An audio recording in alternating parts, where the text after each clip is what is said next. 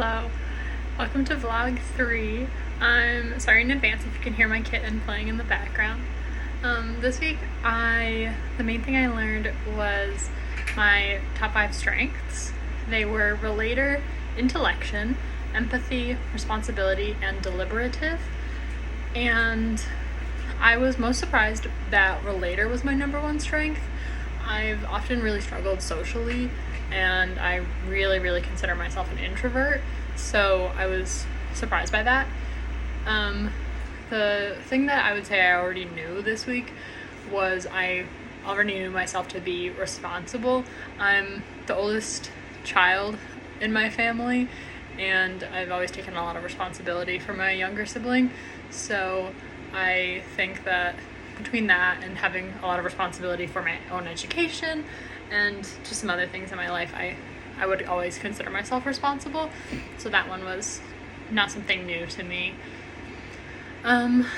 Something that I see as an opportunity from the activities this week is I want to be more conscious of how my strengths show up in leadership moments.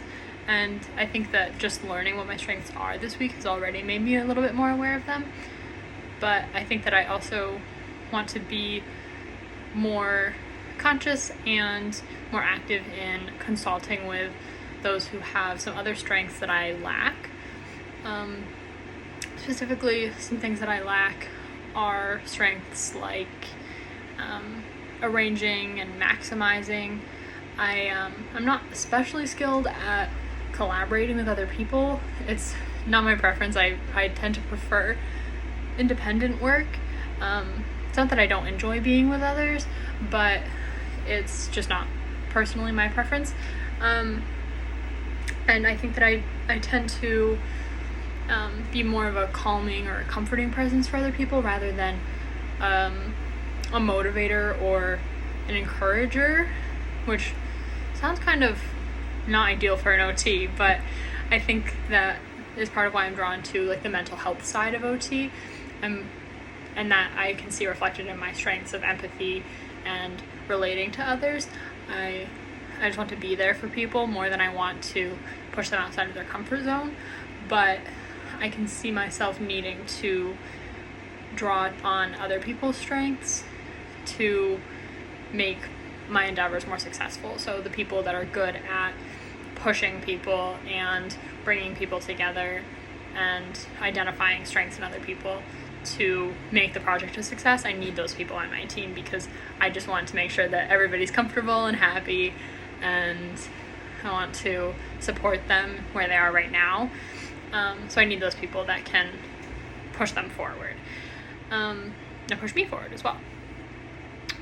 And I definitely see some opportunities for development in practicing these skills.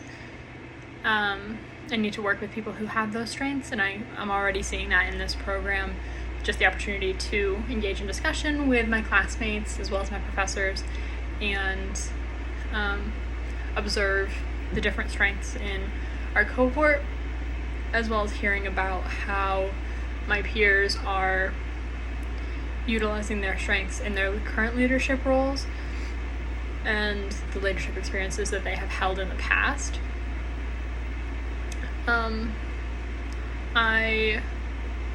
I personally don't have as much leadership experience, I think I talked about this last week, as a lot of the people in the cohort, so having the opportunity to hear from people in our cohort and how they're using their top 5 strengths to develop themselves as leaders, or how they have already, is really motivating for me because I'm just getting started.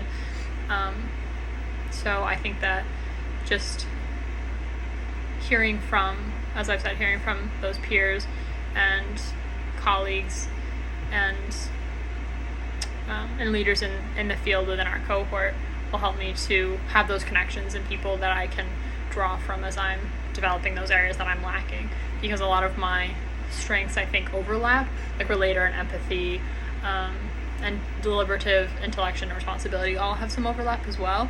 And they're beneficial strengths, but I think there's a lot of areas that I'm not as strong, just because of how much overlap I have in my strengths. So yeah, I'm looking forward to finding those people who complement my strengths by being strong in the areas that I'm weak.